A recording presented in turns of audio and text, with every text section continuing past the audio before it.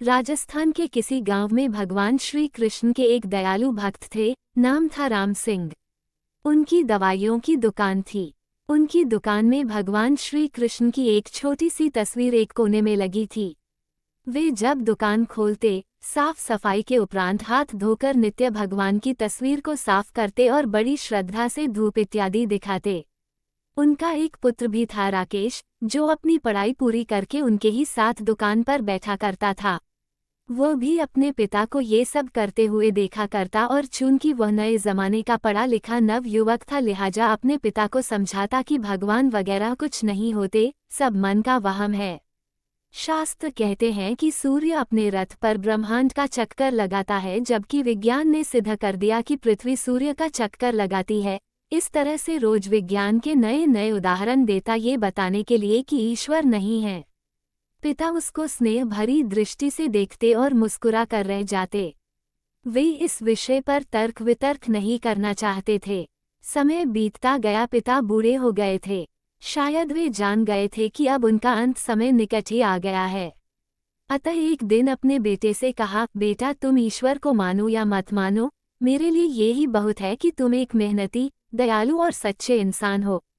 परंतु क्या तुम मेरा एक कहना मानोगे? बेटे ने कहा, कहिए ना पिताजी, जरूर मानूंगा।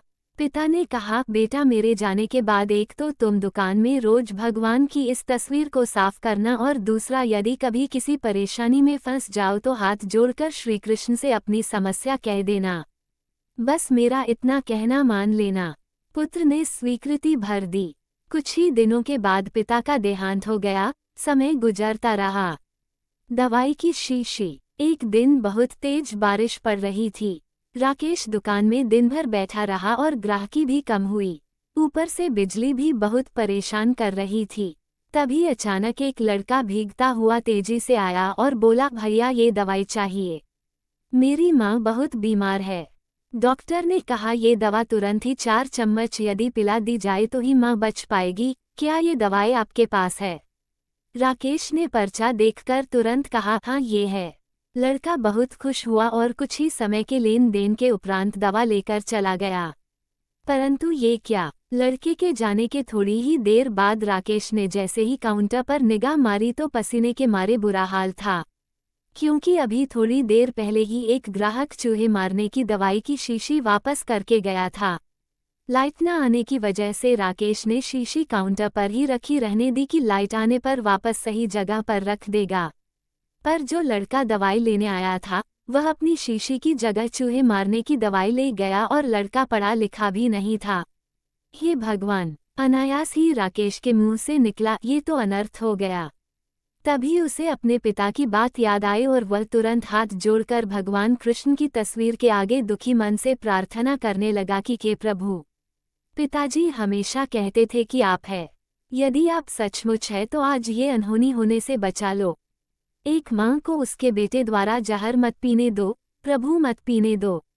भैया! तभी पीछे से आवाज आई, भैया कीचड़ की वजह से मैं फिसल गया, दवा की शीशी भी फूट गई, कृपया आप एक दूसरी शीशी दे दीजिए। भगवान की मनमोहक मुस्कान से भरी तस्वीर को देखकर राकेश की आंखों से झरझर आंसू बह निकले।